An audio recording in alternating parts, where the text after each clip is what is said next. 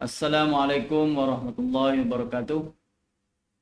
Alhamdulillahi rabbil alamin. Wassalatu wassalamu ala asyrafil anbiya'i wal mursalin wa ala alihi wa sahbihi ajma'in. Rabbi syrah li sadri wa yassir li amri wahlul 'uqdatam min lisani yafqahu qawli. Amma ba'd. Alhamdulillah, pada hari ini saya akan sampaikan sedikit taklimat berkenaan dengan program transformasi minda PTM siswa guru IPG tahun 2020, anjuran Institut Pendidikan Guru Kampus Datuk Razak Ismail, khusus untuk pelajar-pelajar semester 7 ataupun ambilan Jun 2017. Untuk makluman pelajar-pelajar semua, kursus transformasi minda ini sebenarnya sebelum ini dilaksanakan kepada pelajar semester 8 sebelum pelajar bergraduasi. Dan program PTM ini sangat penting kerana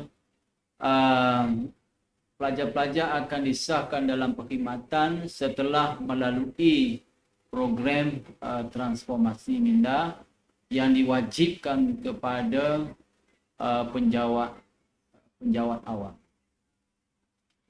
Okey, yang pertamanya kita bersyukur kepada Ilahi kerana kita dapat bersama, dan alhamdulillah saya dan pelajar-pelajar yang saya kasih sekalian dalam keadaan sihat sejahtera, di mana kita sekarang sedang menghadapi perjuangan dengan pandemik COVID-19, dan alhamdulillah walau bagaimanapun kita masih selamat dan sihat untuk kita meneruskan aktiviti kita sepanjang tahun 2020. Dan saya mengucapkan selamat datang kepada para peserta PTM IPG bilangan 1 2020 IPG Kampus Datuk Razak Ismail. Alhamdulillah, pelaksanaan PTM ini sebenarnya berdasarkan kepada perkeliling perkhidmatan bilangan 14 tahun 2012. Jadi anda semua perlu hadir dengan jayanya, dan ia merupakan syarat pengesahan dalam perkhidmatan setelah anda tamat pengajian di institut ini. Kalau kita lihat di sini, dari segi objektifnya memberi pendedahan kepada pegawai mengenai konsep kenegaraan, prinsip dan falsafah untuk negara, sistem pentadbiran kerajaan serta peraturan-peraturan asas perkhidmatan awam. Jadi makna di sini disebut pegawai. Makna pegawai setelah anda berkhidmat sebagai guru yang akan ditempatkan di sekolah ataupun pegawai perkhidmatan pendidikan. Yang kedua, memupuk kepribadian, jati diri dan nilai patriotism pegawai supaya lebih berketerampilan dan berkemampuan menyesuaikan diri dalam perkhidmatan awam. Yang ketiga, menerapkan nilai budaya kerja cemerlang agar pegawai dapat memberikan penyampaian perkhidmatan dengan cekap serta berkesan. Dan yang keempat, menyediakan pegawai dengan minda kelas pertama selaras dengan matlamat ke arah negara maju. Jadi setelah kita berkhidmat sebagai penjawat awam, kita seharusnya memberikan perkhidmatan yang terbaik, dan kita memberikan maklumat dan dasar-dasar, melaksanakan dasar-dasar kerajaan seperti yang telah dirancangkan. Jadi kalau kita tengok di sini, siapa yang sepatutnya menghadiri kursus PTM ini? Pegawai lantikan pertama dan pegawai dalam tempoh percubaan. Jadi belum hadir kursus induksi. Menggantikan kursus induksi sebagai salah satu daripada syarat pengesahan dalam perkhidmatan, dan dia berbuat puasa mulai 1 Januari tahun 2013 dan dilaksanakan dalam tempoh 5 hari 4 malam dengan penilaian sepanjang kursus. Jadi pada tahun ini kita akan menjalankan kursus kita secara maya ataupun boleh dikatakan pendekatan hybrid. Dalam kita laksanakan ada face to face dan ada melalui GMeet dan juga GC. Jadi kalau dilihat sini, PTM secara bersungka masih boleh dilaksanakan, namun perlu mematuhi prosedur operasi standard ketat yang ditetapkan oleh Majlis Keselamatan Negara, Kementerian Kesihatan Malaysia dan pengurusan KPM, iaitu garis panduan pelaksanaan program latihan secara bersemuka semasa pandemik COVID-19. Tapi pada tahun ini kita bercadang untuk menjalankan secara maya ataupun pendekatan hybrid. Dalam jadual yang saya telah teliti, ada 4 sesi sebenarnya, 4 sesi kelas maya yang akan disampaikan oleh 4 orang pensyarah yang berlainan mengikut tajuk masing-masing. 4 tugasan pembelajaran kendiri. Ujian kita ada ujian prakursus, ujian pasca kursus, ujian kepahaman dan akhir sekali adalah penilaian khusus. Peserta wajib melengkapkan keseluruhan modul khusus. Jadi kursus ini sangat penting kerana dengan adanya kursus ini anda boleh disahkan dalam perkhidmatan. Okey, seterusnya kita telah bahagikan pelajar-pelajar seramai 116 orang ni kepada 3 kumpulan. Dan saya rasa kita dah bentuk tapak Google Classroom dan semua pelajar telah di-invite mengikut kumpulan masing-masing. Dan kita akan berinteraksi secara Google Meet mengikut kumpulan-kumpulan yang telah ditetapkan. Jadi semua pelajar perlu peka dengan kumpulan-kumpulan yang telah ditetapkan oleh pihak Urustia Program Transformasi Minda ini. Okey, seterusnya kalau kita lihat di sini, saya akan tumpukan perhatian kita kepada jadual khusus. Pada hari pertama, bermula kita cadangkan kursus kita ini dilaksanakan pada 13 hari bulan, iaitu bermula pada hari Ahad. Jadi pada hari Ahad, hari Isnin, hari Selasa, hari Rabu dan hari Khamis. Kursus ini dilaksanakan dalam masa 5 hari. So kalau hari pertama, kalau kita lihat di situ adalah yang pertama adalah urusan pentadbiran kursus. Dan pendaftaran pun secara dalam talian kita telah linkkan dengan borang. Lepas itu pada pukul 10.30 pagi hingga 4.30 petang, kelas maya secara litas langsung. Slot pertama 10.30 hingga 12.30.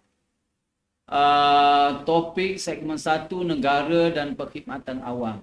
Jadi kita kalau tengok di situ adalah slot 1 2 jam.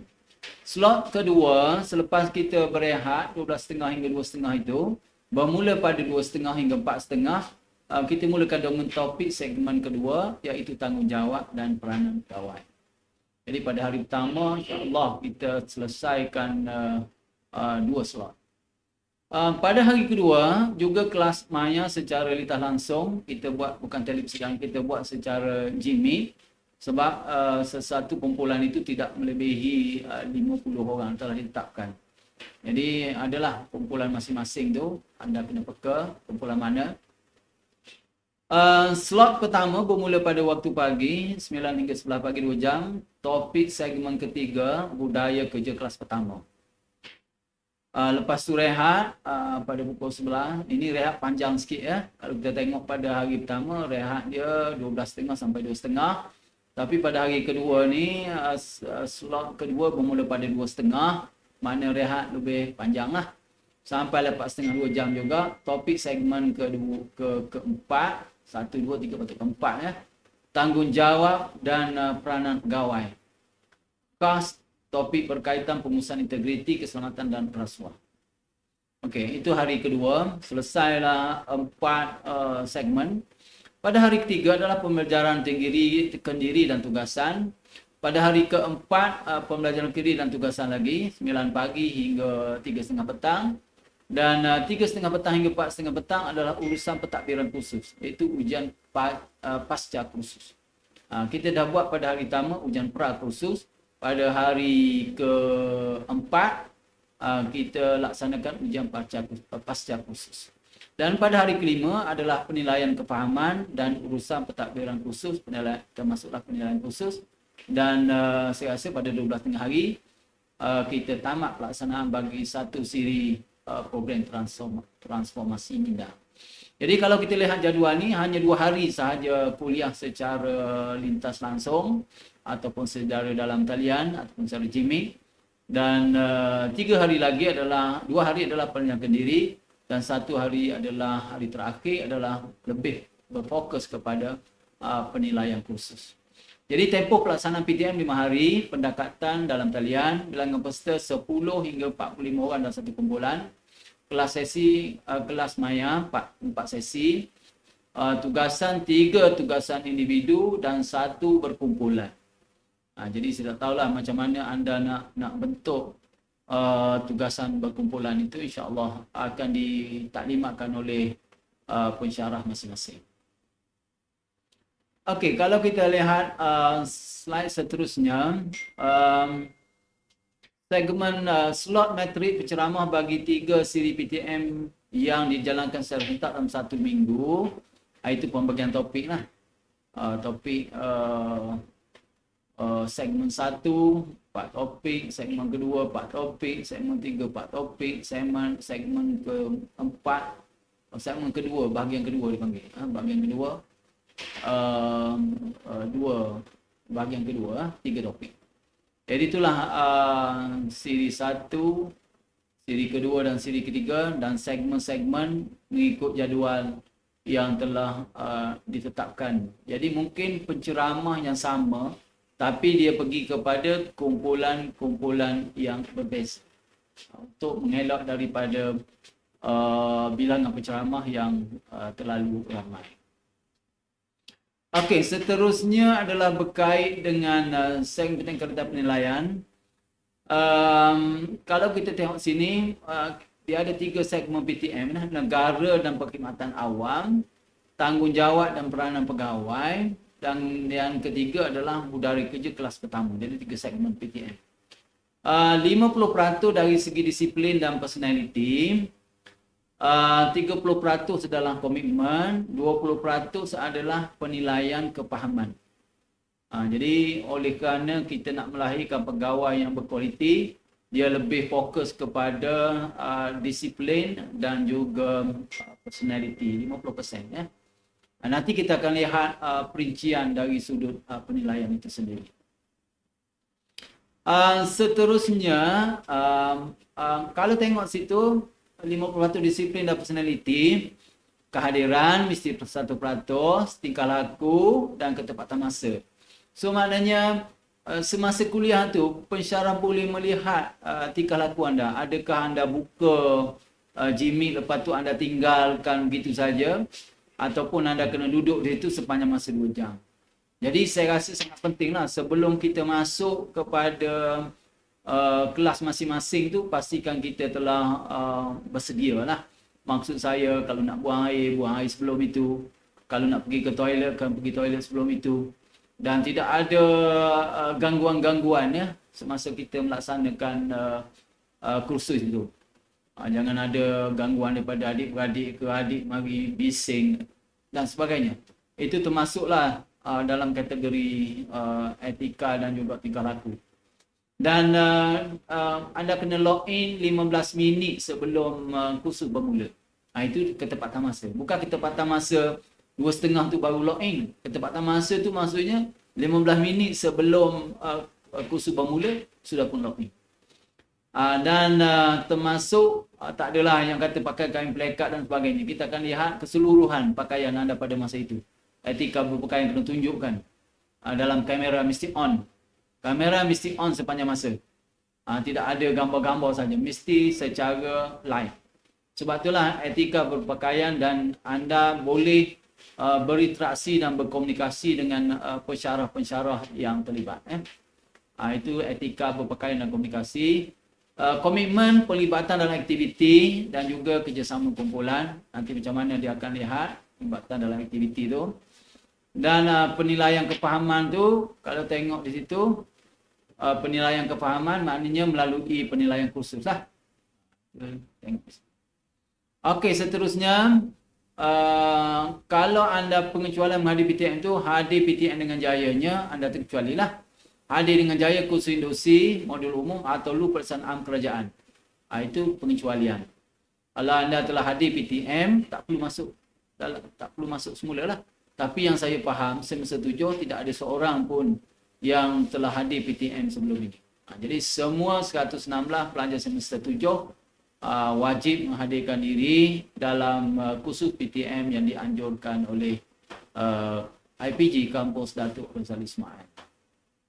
Di skim perkhidmatan dahulu, pegawai sedang berkhidmat dan nanti ke skim perkhidmatan lain. Kalau dah masa dia berkhidmat dengan kerajaan dulu, dia sudah hadir PTM, hadir dengan jaya kursus induksi dan dulu peperiksaan kerajaan, maka dia tidak perlu lagi menghadiri kursus PTM.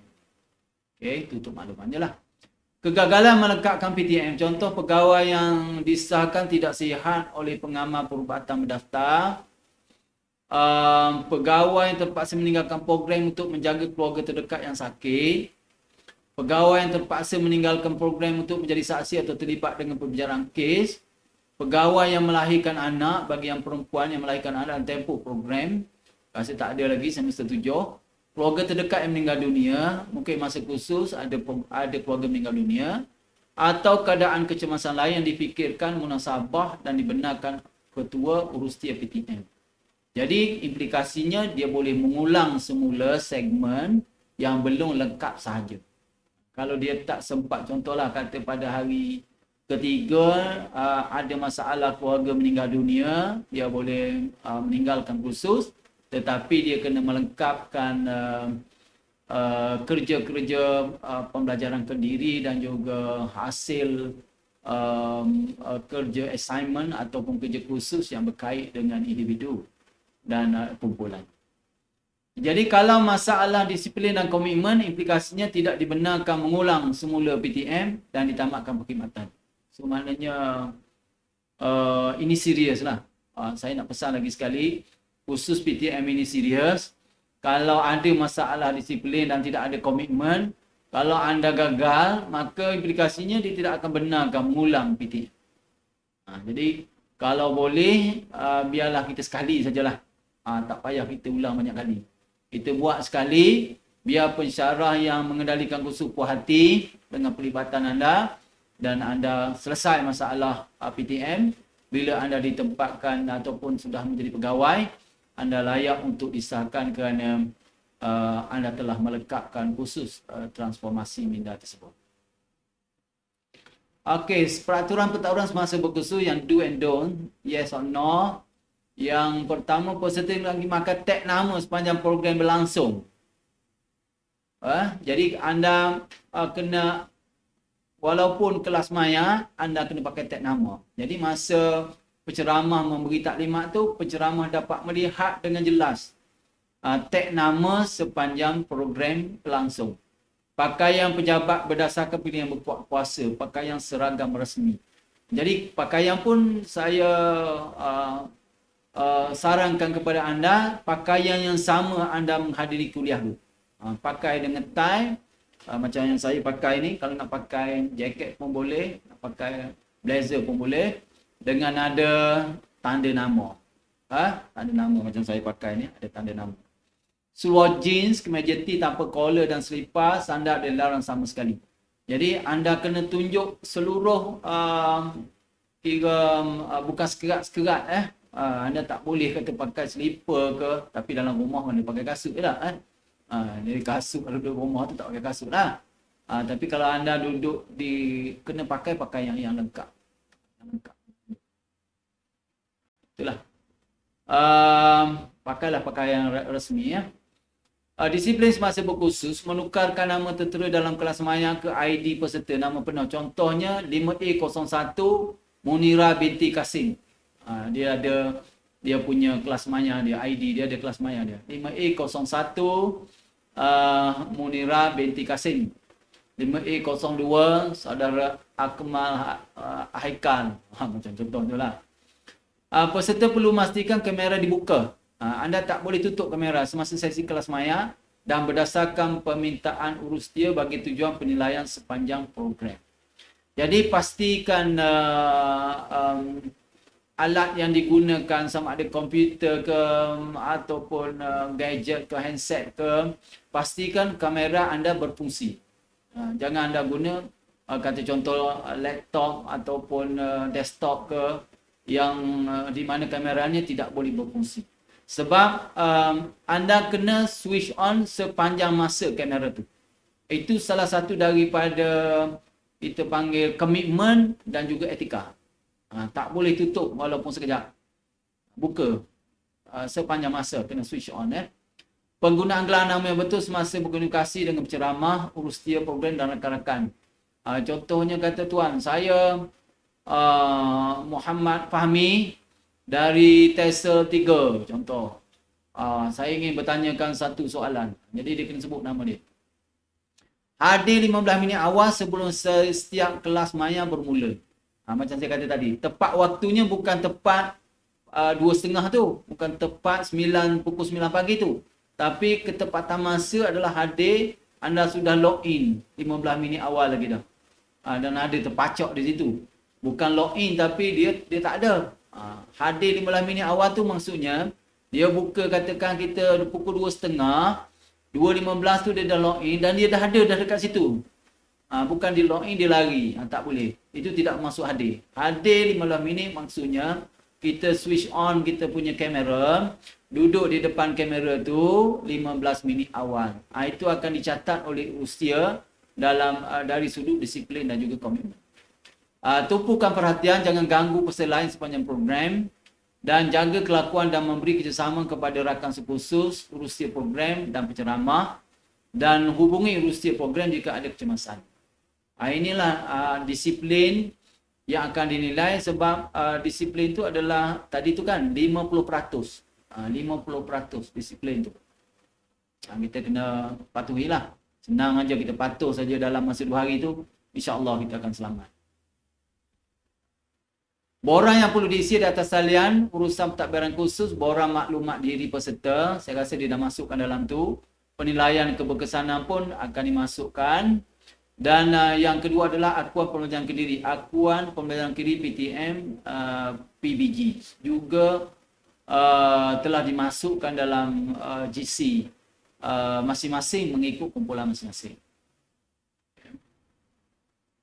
Sila pastikan jalan nama, nombor kad pengenalan adalah tepat serta jelas bagi tujuan persijilan kehadiran. Jadi kalau boleh maknanya cek betul-betul tidak ada satu kesalahan. Ejaan nama ke dan yang lebih parah lagi adalah nombor kad pengenalan. Pastikan anda cek betul nama. Okey, hantar pada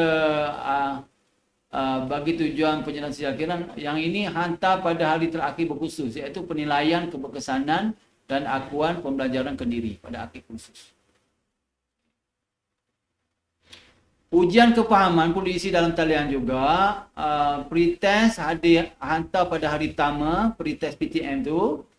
Dan post-test dengan penilaian kefahaman adalah hantar pada hari terakhir khusus, iaitu pada hari Khamis.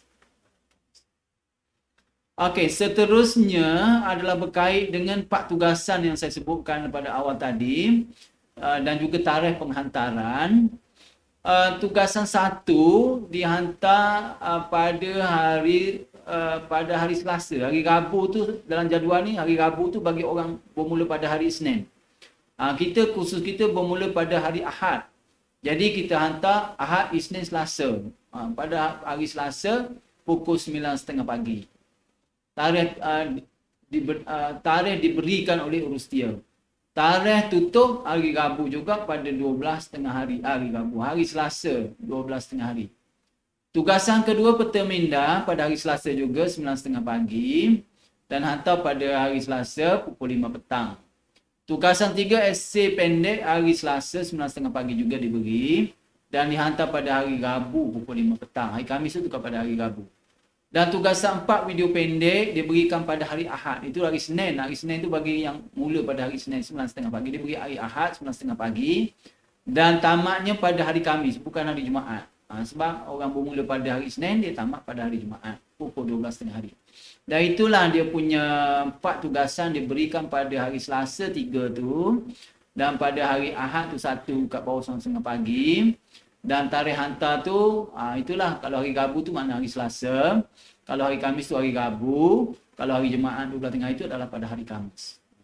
Terdapat juga tugasan lain diberikan oleh penceramah dari semasa ke semasa. Itu tugasan-tugasan pendek mungkinlah diberi ataupun ujian-ujian minda yang diberikan oleh pensyarah kepada kumpulan masing-masing. Okey, seterusnya tugasan individu kuis. Arahan kepada peserta. Setiap peserta dimohon menjawab semua soalan kuis. 30 soalan yang dikemukakan oleh pihak urustia. Jadi anda kena jawablah 30 soalan tu. Peserta hanya boleh menjawab sekali sahaja, di mana jawapan akan direkod berdasarkan kepada email peribadi peserta. Dan peserta perlu menjawab dan tempoh ditetapkan oleh pihak urustia. Kelewatan menyelesaikan kuis akan menjejaskan pemeriksaan akhir peserta dari segi disiplin, personaliti dan komitmen. Jadi kalau anda terlewat, dia can disiplin pula, personaliti dan juga komitmen. Itu belum tengok kepada jawapan tu pula. Jadi kalau boleh, berilah tumpuan betul-betul kepada ceramah disampaikan oleh pensyarah supaya anda dapat menjawab 30 soalan tu dengan sempurna. Jangan nanti ada yang gagal. Gagal penilaian akhir, maka anda terpaksa kena mengulang. Itu tugasan individu 1. Yang kedua adalah peta minda. Setiap peserta dimohon supaya membuat lakaran peta minda dalam satu muka surat sahaja dan topik yang akan diputuskan oleh pihak urustia dalam Microsoft PowerPoint. Topik diberikan pada hari ketiga. Pada hari ketiga mana? Ahad, Isnin, Selasa. Betul lah diberikan pada hari Selasa. Input bagi peta konsep tersebut adalah berdasarkan sesi kelas maya dan bahan pembelajaran kendiri yang dikemukakan oleh pihak urustia. Peserta juga boleh menggunakan pakai input daripada sumber luar sebagai input tambahan. Dan peserta perlu membuka tugasan dalam tempoh ditetapkan oleh pihak urustia. Kelewatan menyelesaikan tugasan akan menjejakkan pemeriksaan akhir peserta dari segi disiplin, personaliti dan komitmen. Hantar melalui Google Classroom attachment pada tugasan 2. So maknanya bila anda lewat hantar dua kena punishment 2. Satu dari segi anda menjawab soalan tu. Yang kedua, lewat hantar kena charge pula disiplin, personality dan juga komitmen. Jadi saya harap kepada pelajar-pelajar semua supaya patuhlah kepada peraturan yang ditetapkan dalam masa 2-3 hari itu. Mudah-mudahan kita dapat menjalankan kursus kita dengan lancar dan berjaya, insya-Allah. Yang seterusnya, tugasan individu 3, esei pendek. Setiap peserta dimohon supaya menulis esei pendek bagi topik pilihan peserta berdasarkan segmen yang ditentukan oleh pihak urustia. Segmen pilihan diberikan pada hari 3, hari Selasa.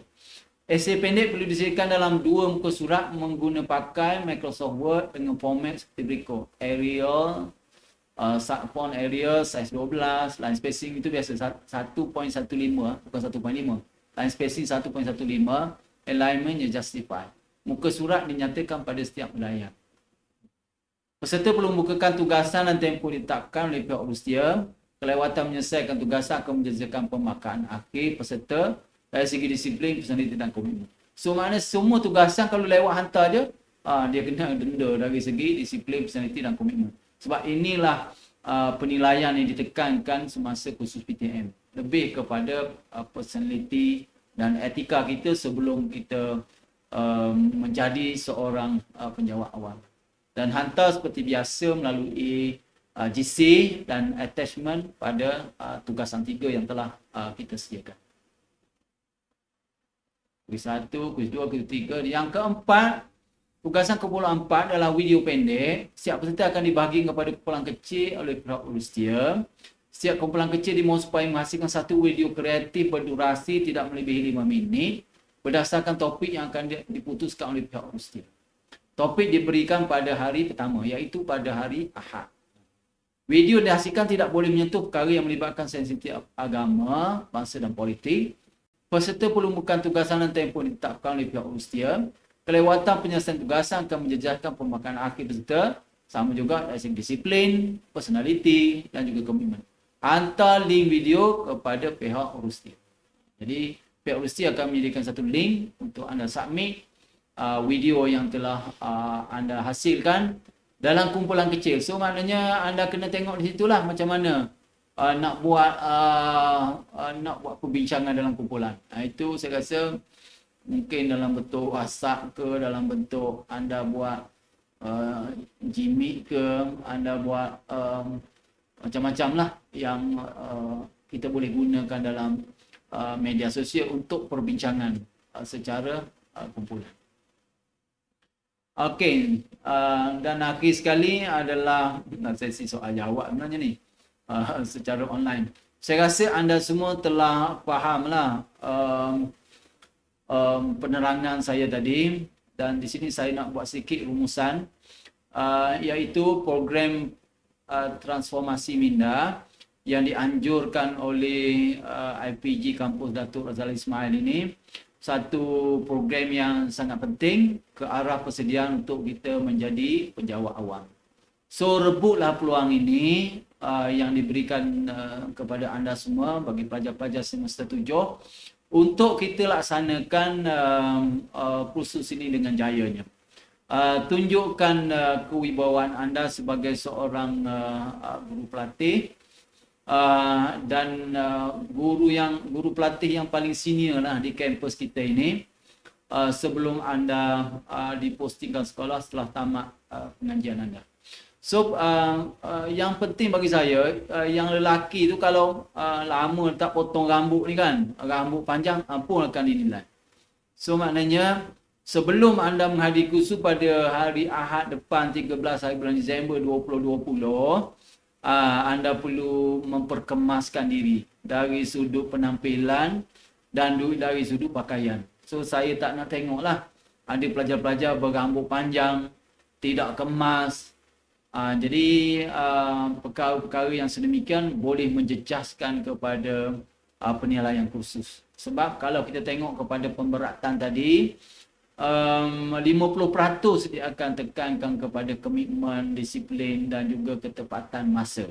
Dan ketepatan masa yang saya bagi tahu sebentar tadi, maknanya bukan pukul 2.30 itu, 15 minit di awal waktu, lebih awal daripada waktu yang ditetapkan, dan pastikan peralatan-peralatan dan lain kursus kita, coverage, contoh coverage lah. Kalau anda duduk di tempat-tempat yang tidak ada coverage, pergilah mana-mana tempat yang sesuai supaya masalah penilaian kita tidak timbul lah. Mungkin anda duduk di tempat, lepas tu kursus 2 jam, 1 jam aja nampak muka, 1 jam dia tak nampak. So maknanya perkara demikian itu akan boleh menjejaskan kepada penilaian kita. Saya rasa itulah penerangan saya sudah jelas.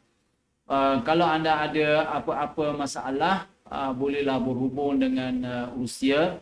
Dan kebetulan pada tahun ini Urusia adalah Jabatan Hak Ehwal Pelajar Kampus Datuk Razali Ismail.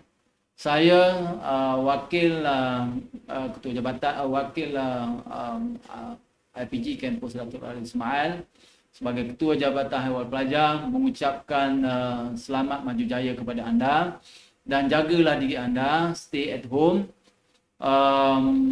Kita jaga kita, insya-Allah mudah-mudahan kita bebas daripada COVID-19. Wabillahi taufiq wal hidayah. Wassalamualaikum warahmatullahi wabarakatuh.